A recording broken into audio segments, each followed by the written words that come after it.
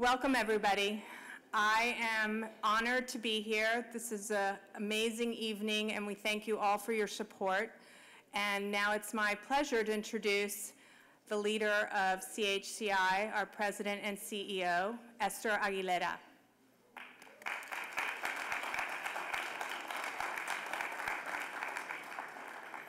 Good evening and welcome. Welcome to this very special evening honoring the life and work of Cesar Chavez. I want to thank the United Farm Workers of America for co-hosting tonight's event with us and for the great work they do every day for our nation's farm workers. Some of our other special guests that are here this evening and help to make all of this possible is Paul Chavez, President and Chairman of the Cesar Chavez Foundation. Thank you for being here. Of course, Arturo Rodriguez, President of the United Farm Workers.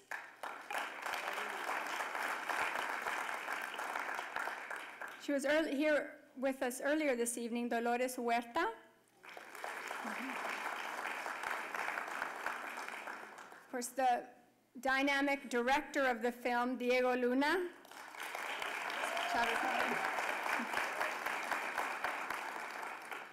The fabulous actress and part of the Chavez movie, America Ferrera.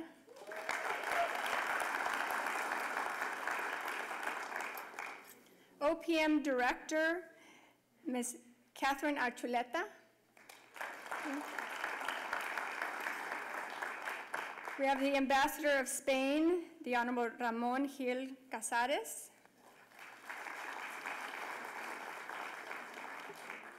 We have many more special guests that will be recognized shortly, but I'm pleased to recognize some of tonight's reception sponsors. We can't do a lot of this work without them. So I really want to thank Baxter. Thank you. The Coca-Cola Company, ExxonMobil, Mass Mutual, Mary Kay, and NAMAD, the National Association of Minority Auto Dealers.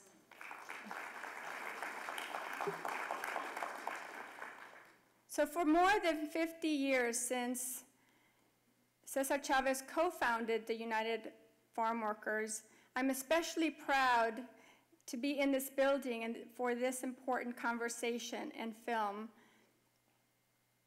to be here in our nation's capital, the symbol of democracy and freedom the world over. It is thanks to Congressman Ruben Hinojosa and his vision that we are gathered in this great hall.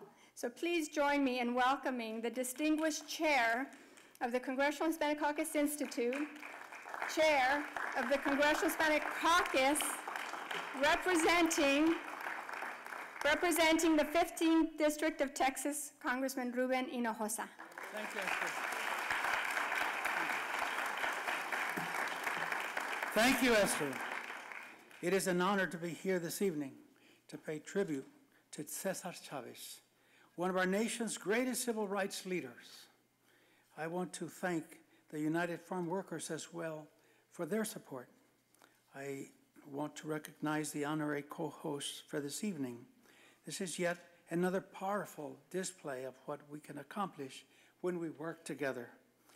One of the things that has happened during my tenure as chairman of CHC and CHCI is that I have built up a working relationship with the chairs of the other caucuses, particularly two who are, in my opinion, working very, very closely with the CHC, and that would be the Black Caucus with Marcia Fudge and the Caucus of Asian Pacific American Caucus with Chair Judy Hsu. Would you please stand and be recognized?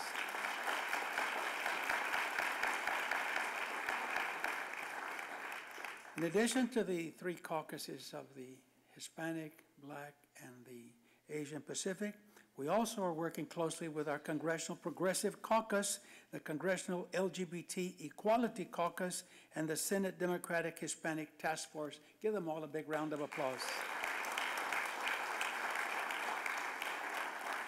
I want to recognize the many members of Congress who have joined us this evening, and I want to first start by mentioning the Secretary of the Department of Labor, Tom Pettis.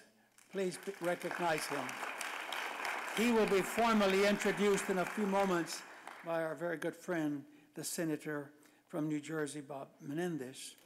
Ask him to please stand and take a bow. We also are delighted that in a few moments we're going to have our Democratic whip, Steny Hoyer. And I'm going to ask the members who are here to be recognized. Start with Representative Lucille Roybal Allard.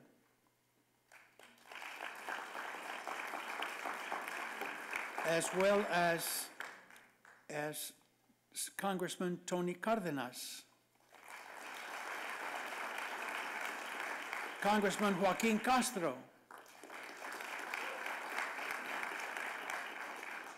Representative Jim Costa. Representative Joe Garcia. Representative Mark Vesey. Representative Sheila Jackson Lee. Congressman Joe Kennedy. Congresswoman Loretta Sanchez. And many more will be arriving. And at this time, it gives me great pleasure to invite to the podium our great fearless leader, Democratic leader, Nancy Pelosi.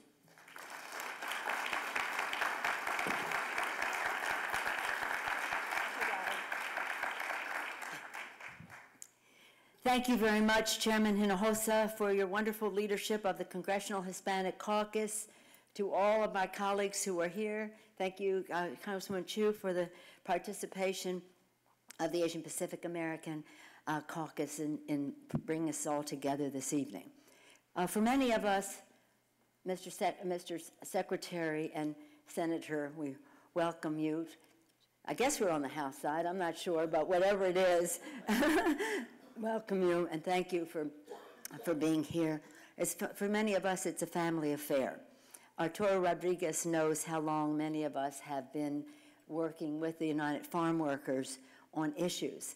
But I'm going to brag a little bit and say what I've said at some of our events before, that before many of you were born, yeah, mostly all of you were born, we in 1976 went to the Democratic National Convention. It was very exciting. It was in New York City, and we had a candidate for president, Governor Jerry Brown of California. And one of his nominators at the convention was Cesar Chavez. We were so excited because many of us had never really had the opportunity to speak with Cesar Chavez. We had supported him, marched with him in that, but never to meet him. And here he was coming to this convention. But he wasn't coming, and he wasn't coming, and finally, we realized that they weren't letting him in because he didn't have on a tie. Can you imagine that, how just backward thinking that was? And of course, when they found out who he was and all the rest, all the apologies that followed, and he very proudly placed Jerry Brown's name in nomination. Well, while we were there, and to honor Cesar Chavez and the farm workers, we had all these big, Jim Costa, you appreciate that, we had all these farm worker signs, and when Cesar was introduced, we were all to march up and down the aisles of the convention with these signs. Well, not everybody of California was of the same mind on the subject, right? We're going back almost 40 years, and there were people there who were saying, you're really going to get yourself in trouble carrying that sign because the growers and the this and the that and the that, and we're like, what are you talking about? We ought to hold those signs up higher. But again, it was something that was instilled in some of us in our early days of organizing, and in a very reverential, very respectful way for the farm workers. I myself had my story, which is when I ran for Congress, the farm workers organized my field operation. Fred Ross Jr. and Marshall Gans, they came straight out of the farm workers, and they taught everybody how to organize. So this legacy is not just about respect, taking pride, but empowering people through organizing and inspiring and the rest. And this saying, history is made one step at a time. Well, I've seen our colleagues make history one step at a time. I've seen Ruben in his district, wherever he may have gone right now, to make history one step at a time. But the farm workers not only made history one step at a time, they made progress one step at a time. And so it's very exciting to see this film. We all come with great admiration, with great respect, with great affection. I say family, along the Kennedy family tradition has been there on this subject, right there with Cesar in the fields, in the march. Lucille Roybal-Allard, where did Lucille go? Lucille's father was one of the organizers of the farm workers and of the Hispanic Caucus in the Congress of the United States. So there's a lot of, it's in our bloodstream. It's in our bloodstream, and that's why we're so proud. America came to visit us with the fasters, and we thought, America Ferrera, what a perfect name, America. But this is about America and everything that Cesar did and Dolores Huerta and all of you have done, and my hero, Arturo Rodriguez, all that you have done, Artie, has made America more American. Thank you for your patriotism, and thank you for caring. Thank you, Nancy.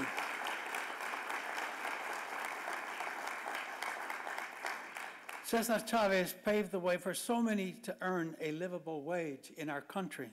His tireless dedication is still felt today through the millions of Latinos and all Americans who work hard to support their families. His spirit remains strong and motivates us to work here in Congress on behalf of all Americans who continue to struggle to make a living. Cesar's family and many other leaders played an enormous role in his success and sacrificed alongside him as he worked to make change for our society. In closing, I want to say that I am so proud of the strong coalition of all of the caucuses I mentioned and many who are here this evening to show their support. I thank you all for coming tonight to support the life and work of Cesar Chavez. And now it's my great honor to introduce a great champion for Latinos in the United States Senate, Senator Robert Menendez. Give him a big round of applause.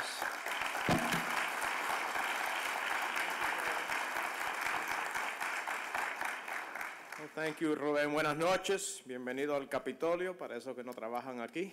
And welcome all to a tremendous opportunity to be reminded of our history and to be reminded of an important history of the United States.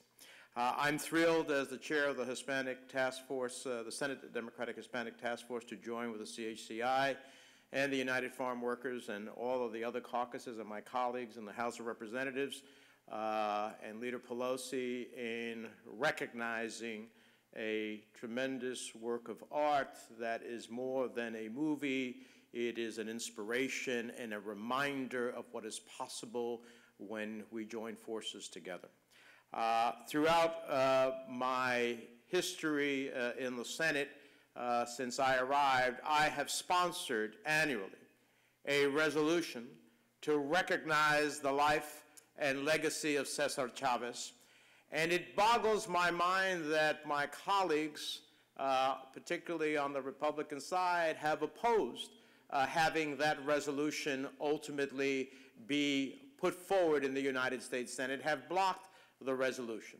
Because in my mind, Cesar Chavez is as American as any other hero that we have recognized in the history of our country.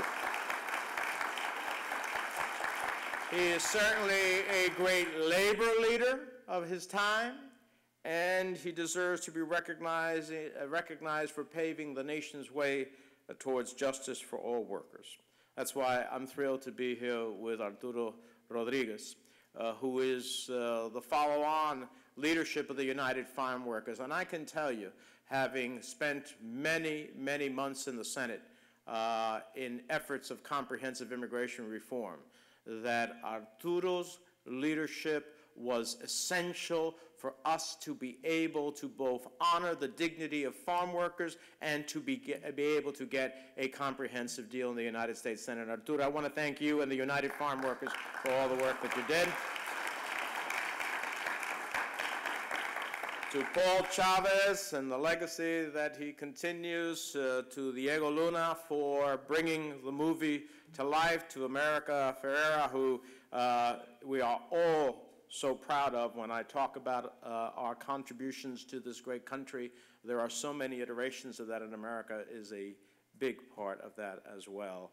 I think the movie is important and is a poignant moment in our history, not only to be reminded of a different time in our history, but to be reminded of what our call and obligation is today.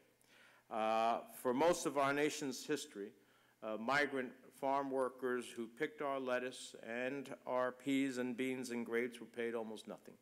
Chavez led pickets, marches, and boycotts until finally farm workers achieved higher wages, better working conditions in the fields, and the right to collectively bargain. And above all, he showed us the power that exists within our collective being, not waiting for someone else to change the course of events, but for us to control the opportunity to change the course of events in our own history. And he clearly taught us something that I think is ever true today, que en la unión está la fuerza. Que en la unión está la fuerza. It is my hope,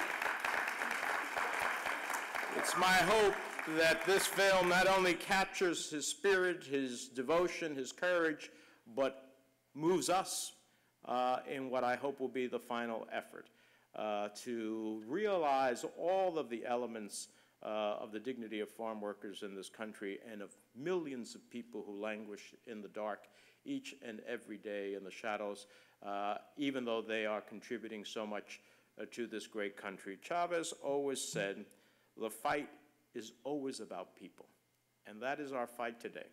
It is our fight today as we wait for the leadership in the House of Representatives to move forward on what the Senate passed last May, to seek comprehensive immigration reform that includes the right of farm workers who toil with incredible dignity, sweat, and sacrifice to ultimately achieve a pathway to citizenship. And I don't know about you, but I am not willing to accept second-class citizenship in this country and not have a pathway to citizenship.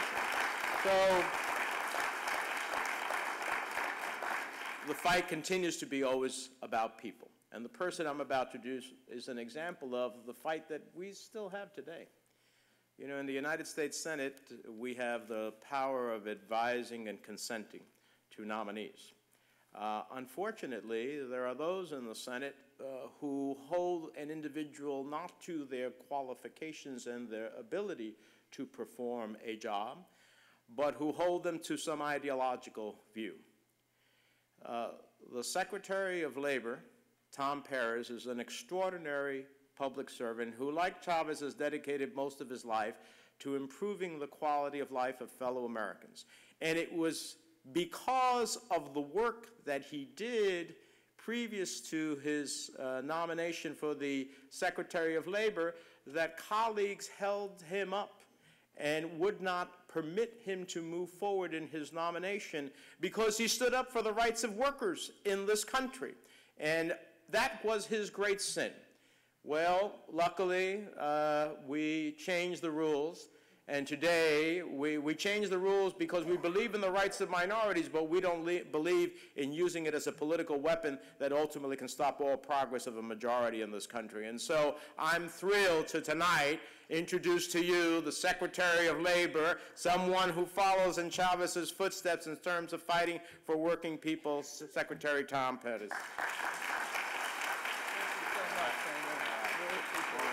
Thank you, Senator. Thank you.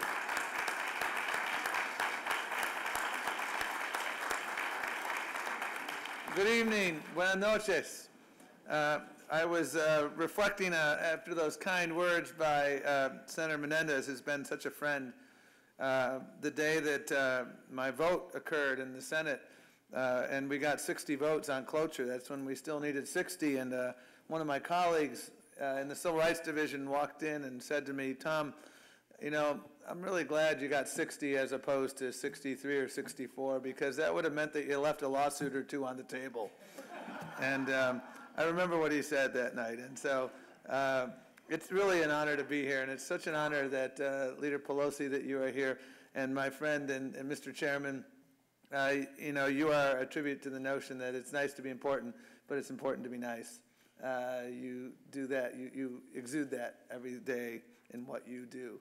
I am a student of the civil rights movement, and so when I look behind me here, I see the frontline majors, I see the frontline generals, I see so many other people who are here, and I think about the symmetry of my day. I started this morning at 6:30 up in New York talking about the minimum wage, and I end my day listening to people talk about Cesar Chavez. A very nice symmetry indeed. And I also find myself, as I had the privilege of talking to Congressman Kennedy earlier on, thinking about the importance of paying tribute to two people who I know are here in spirit tonight. And that is my former boss and lifelong mentor, Senator Edward Kennedy, and his brother, Robert Kennedy. Because I have...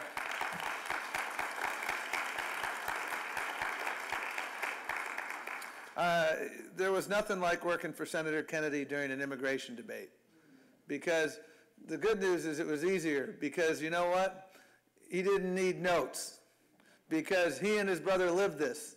And he would frequently, when a member of the Senate would purport to know something about immigration, he would frequently give them a history lesson about the Bracero program, about the work that he and his brother did advocating on behalf of the voiceless in California and elsewhere. And it was so inspirational to listen to that general, known as Senator Kennedy, and his brother, and the example that they set. So many people who have done so much in this cause. And this cause is really a marathon relay, where the baton is in our hands now, and it's our duty to carry it forward.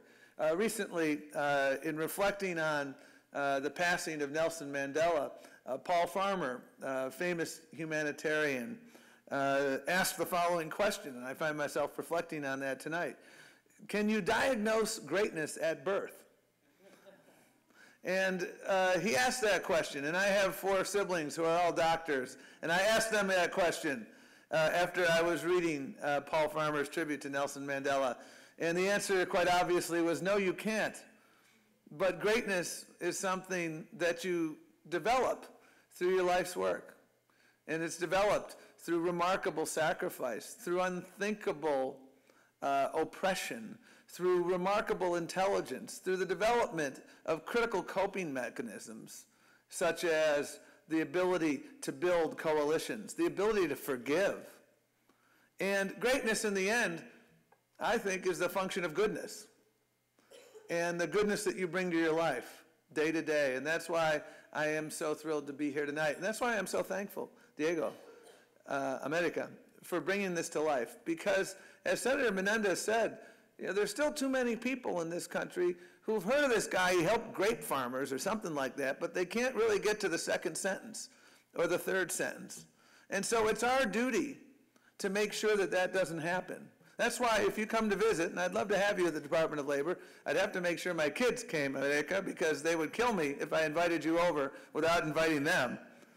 But I'd like to take you, among other places at the Department of Labor, to the Cesar Chavez Auditorium, because we want to make sure, as we honor labor and we honor the remarkable work of Cesar Chavez and so many others, that people are reminded every single day when they go into the Department of Labor who he was and what he stands for. And that's why we do that. Because, my mother taught me, she had a saying, paciencia y fe, every night. And you'd say, good night, Mom, I'll see you tomorrow, I'll give you a kiss. See you tomorrow, in the 3 words that every Latino mother would say, si Dios quiere. She had a remarkable, I'll be back in an hour, si Dios quiere. And I always admired her remarkably deep faith, and that paciencia y fe. And as I get older, I find myself struggling with those 2 words, because it's hard to be patient when you see so many people working a full-time job and living in poverty, so many farm workers continuing to struggle, so many people trying to exercise the right to vote and seeing it move backward, not forward, so many people trying to earn the American dream and having the rug pulled out from under them. And so I struggle with my mother's admonition, my late mother's admonition, and you're always supposed to listen to your mother. But I appreciate people like Cesar Chavez and Leader Pelosi and Chairman Hinojosa and so many other people in this room, because they have, I think, an important impatience that motivates them every single day to make sure they wake up in the morning and ask themselves, what are we doing to help people who don't have a voice? That's what this movie is about. We need to tell America in a much better way, in a much greater way. And bringing it through film is the most effective way, or one of the most effective ways. We need to tell this story so that we can have America understand who he was, what his values were, that greatness wasn't indeed born into him, but he became of it. That's what we're going to learn tonight, and that's what we need to tell America. And so it's been an honor to be here with you tonight as a student of the movement, with all these generals in the movement. And I really want to thank you, because you're educating America on something that is so critically important. Because, you know, if you don't understand history, we're doomed to repeat many of the failures of history, and you're not going to allow that to happen. So thank you.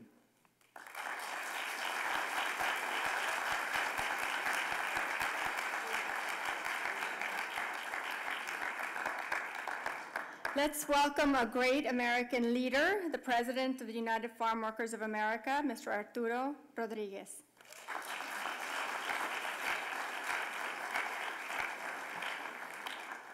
Thank you very much, Esther. Good evening, everyone. Muy buenas noches. You know, Cesar said many times that his movement didn't survive his death, then his work would have been in vain. The Union of Cesar Chavez continues to aggressively help farm workers organize and negotiate new UFW contracts that dramatically change their lives and to win new legal protections. Workers in recent years won UFW contracts with the largest strawberry and winery in America, one of the nation's biggest vegetable grower, 3/4 of California's fresh mushroom industry, some of the nation's largest tomato growers, one of the biggest dairies in the nation, and Washington State's largest winery. The UFW also won recent California laws that let farm workers use neutral mediators to hammer out union contracts when employers refuse to agree to a contract. Representatives Vargas, Chu, Cardenas, Negrete-McLeod, and Lowenthal all helped pass these laws when they served in the California legislature. As a result, thousands of additional farm workers are winning union protections. More than 5,000 farm workers in Fresno County are now battling against stern resistance to implement a UFW contract ordered by the state at Growen Farming, one of America's largest grape and tree fruit companies. Growen resists implementing that UFW contract to avoid its workers an estimated $2 million they are owed just since last July until January of this year, and millions more over the duration of the contract. President Obama and Secretary Perez just last week attended an event at Costco store where they recognized the work that Costco and the UFW are doing together across the nation to help increase farm worker wages. Nearly $500 million have been paid out to farm workers in union health and pension benefits. The UFW convinced then Governor Schwarzenegger to issue the first state regulations in the nation based off of legislation introduced by Congresswoman Judy Chu. Workers from dying, that protect farm workers from dying or becoming ill from extreme heat. Although those heat rules have saved many lives, state enforcement of these standards and other good laws remain a challenge. More than 24 California farm workers have perished from heat illness since then. With American farm labor now overwhelmingly immigrant, Latino, and undocumented, the UFW recently negotiated with the nation's growers to create the agricultural provisions of the bipartisan immigration reform bill passed by the Senate. If the House acts, immigrant farm workers here now could earn legal status by continuing to work on farms, just freeing them from their vulnerability to abuse. We thank Senator Menendez, Representative Hinojosa, for your leadership in creating a new immigration process, and especially thank you, Leader Pelosi, for your leadership.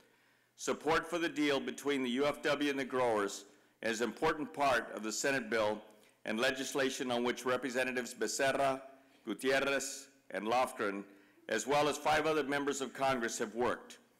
Senators Feinstein and Bennett, plus Senators Rubio and Hatch, supported us during those negotiations.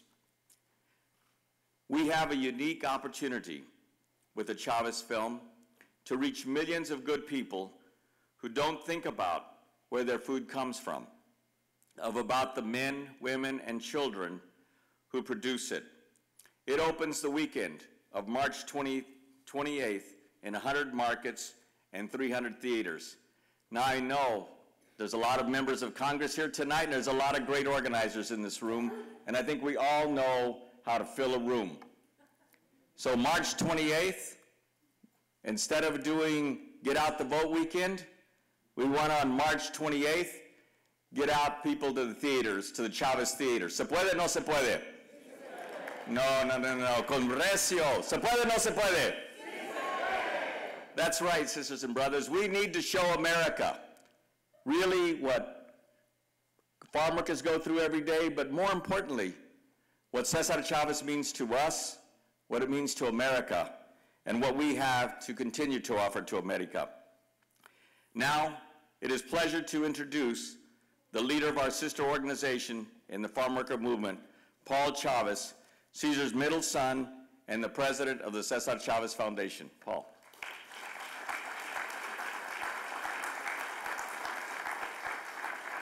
Thank you, Arturo. Good evening. You know, it's been nearly 21 years since my father passed away, and interest in his legacy continues to grow. Countless communities across this great nation have honored his legacy by the naming of streets and parks and schools and holidays. Recently, even the U.S. Navy named a ship, the USNS Cesar Chavez, after him. And recently, the president came out to California, to the place that my father lived and worked for the last 25 years of his life, and established the Cesar Chavez National Monument, the 398th unit of the National Park Service. And so as a son, we've asked ourselves, you know, why do these commemorations keep coming and growing? And, you know, when I think about my father and how he was, you know, I can't help but remember how he rarely accepted any type of personal recognition. He was really uncomfortable letting people try to name anything for him, and he just never wanted to be singled out for praise. And I think part of that reason was that he understood that there was countless men and women and children who sacrificed on a daily basis to feed this nation. He also knew that there was men and women from all walks of life who made tremendous sacrifices, whose names are largely lost to history, that have not been recognized. And so I think that was one of the reasons why he was so uncomfortable accepting that recognition. But if you look at his life and his work, one thing that he did do was he gave people hope. He gave them faith. He helped people believe that they could win against tremendous odds, even if they were poor, even if they were uneducated. And I think that that's where my father succeeded, where those who had come 100 years before him to build the union had failed. And I think that maybe that's why his legacy endures. You know, when my dad and Dolores and the founders of the movement began their work, they had a very clear vision about what their work would be. You see, they understood that workers just aren't workers, that they're also parents and consumers that after going home from a hard day's work, go home to a whole different set of problems. And so years before the first organizing campaign, before the first strike, they were out there providing services, death burial programs. They were out there and looking for ways to offer consumer credit to farm workers and looking for cooperative gas stations, things that are depicted so well in the movie. And so I think that when they sat there and they looked at the work, they knew that while the work of the union was important and economic democracy is key, they also understood that it would take more than a union. It would take a movement. So early on,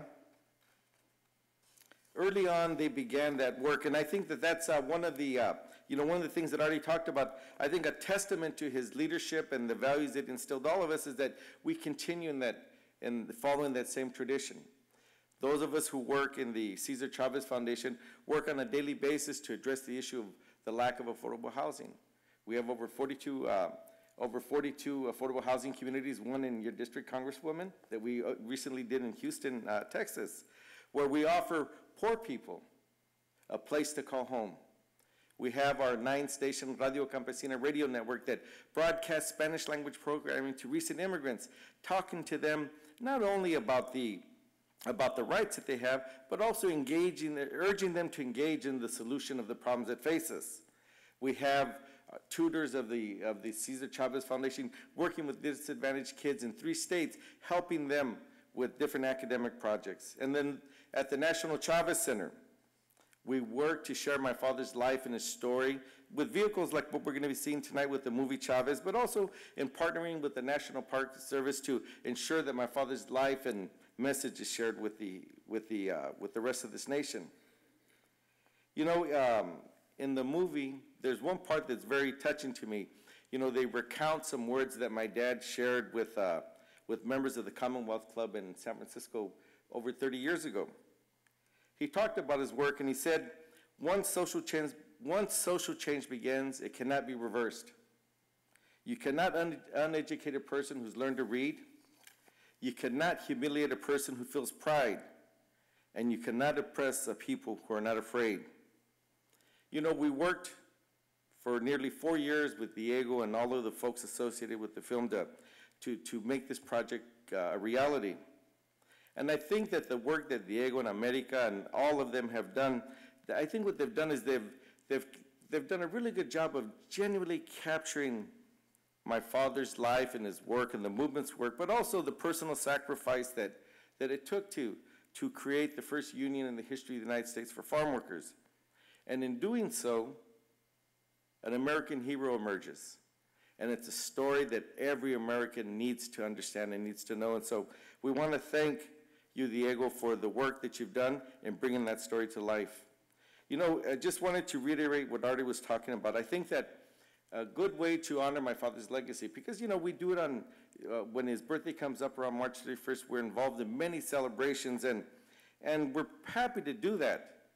But I think that this year, the best way to honor his legacy is 2 things. Get your friends and families out to see Chavez when it opens on March 28th. And the second thing is to sign the online petition urging President Obama to establish March 31st as the National Day of Service. I think that if we go out across this country and engage in acts of service to our fellow brothers and sisters who are in need, we honor my father's legacy in a way that he would be proud of. So I urge you all to do that. Another part of that legacy involves the multiple generations of the Kennedy family. And so I'm extremely happy to introduce a young man who in the tradition of his father and his grandfather, keeps that legacy alive. Please help me welcome Representative Joe Kennedy. Joe?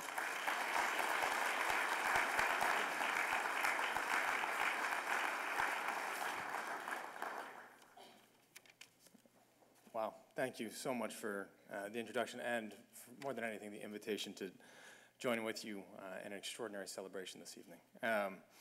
To an absolutely incredible set of leaders and speakers tonight, Madam Leader, obviously Congressman, a colleague, a mentor, somebody that I don't have to tell you, but so many of us look up to.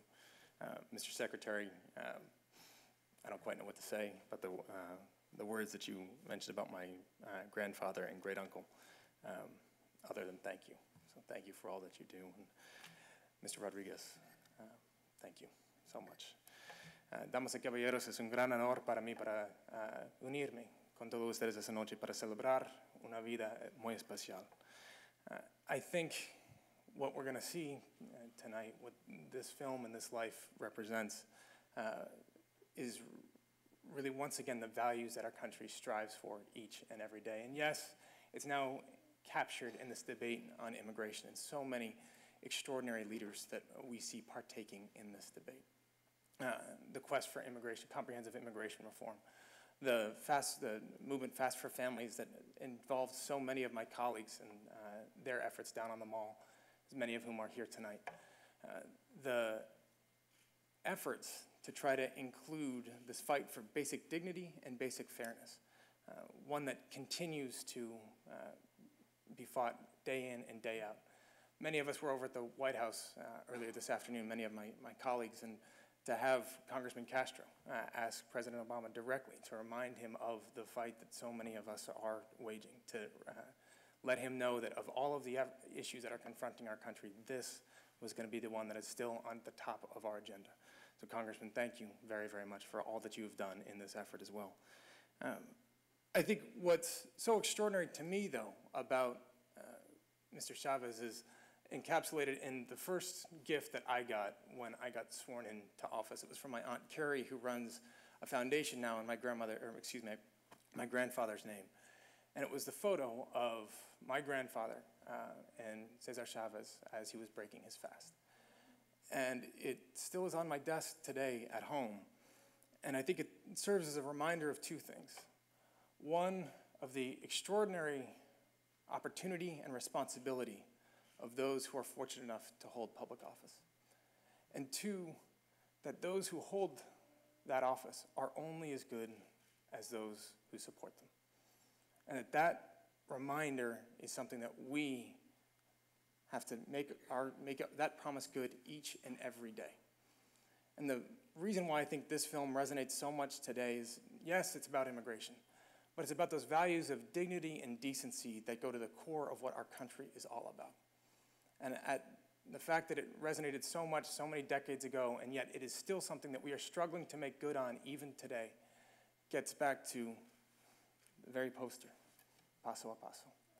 And if we are actually going to make any of this come to pass, it's going to be because of your advocacy and those of some extraordinary visionaries in the arts, in politics, and the workers' movement. So I just want to thank you all for including me tonight, and thank you for all the work that we still have yet to do, because it is far from done. Thank you very, very much.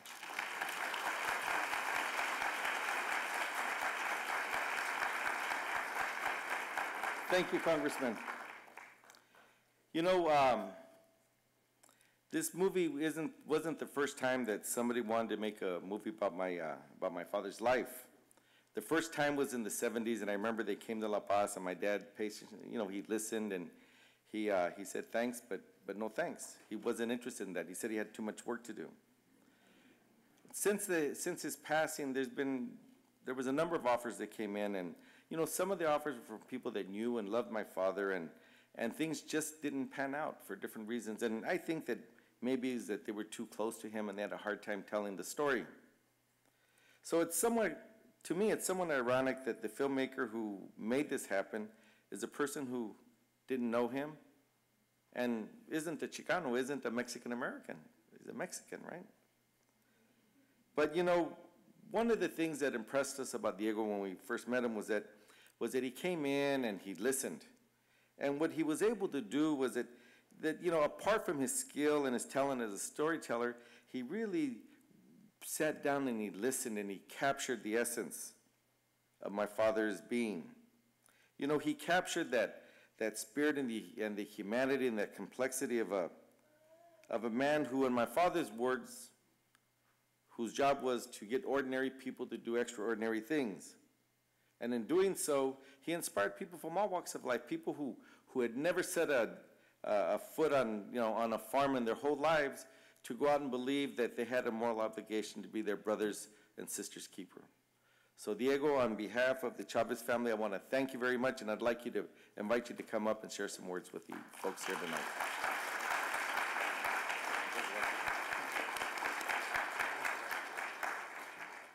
Whoa, I'm about to cry. It's like film has changed my life in many ways, and I like films that matter, and by listening to you, I realize I did one that matters and makes me feel very special. I want to go celebrate. There's still a lot of work to do, which is we have to get as many people as we can to watch the film on the 8th of March into the cinemas, and we have to make sure we allow films like this to exist. As Paul said, I'm Mexican. I'm not a Mexican American, and I have to recognize that I come from a community that has a lot of prejudice about Mexican Americans, and we don't know enough about each other, and we should be connected, and this is an attempt for that to happen.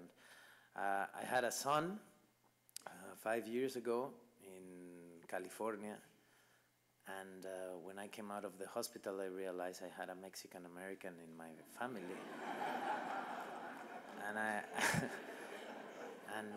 And I didn't know what to do, but I went to the books to look about what stories I was gonna tell him, you know. I have another daughter that was born in Mexico, and I had that duality there, and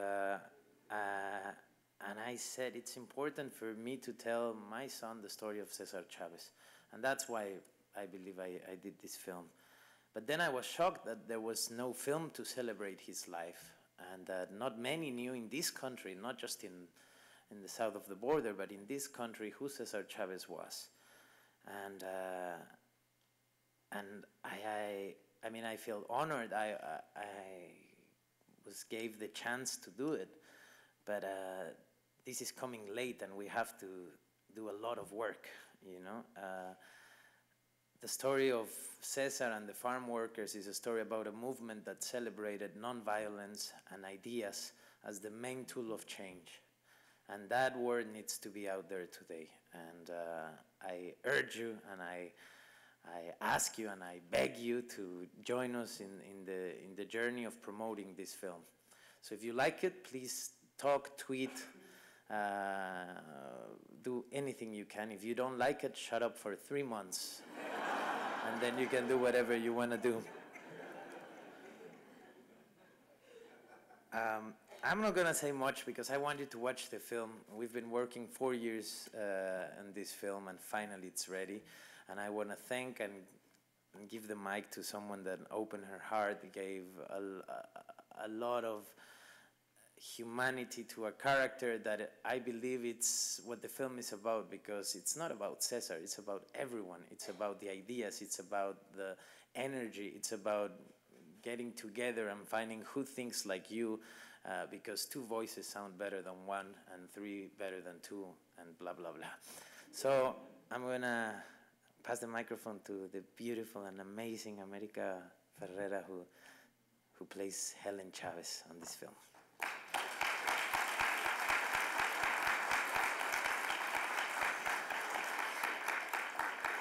Good evening.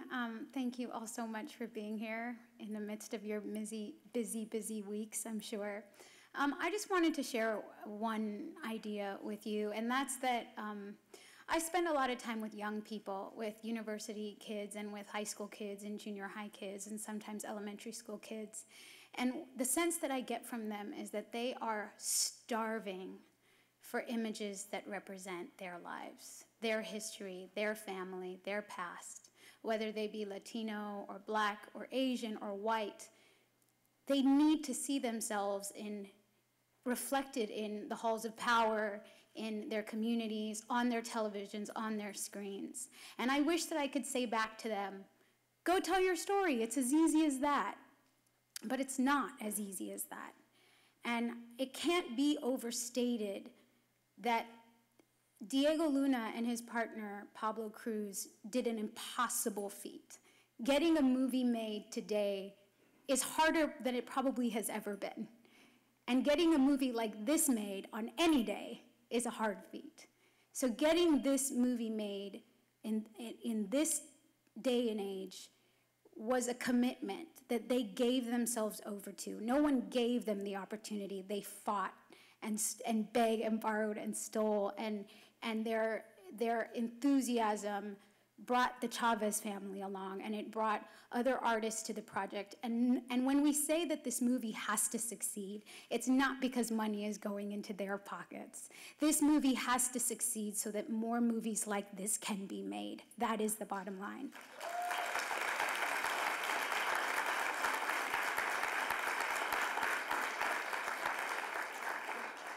So my ultimate hope with this film, and I know I speak for Diego and for Pablo and for everyone else involved, is not that this film be taken as a beginning, middle, and end of a conversation. This is just the beginning.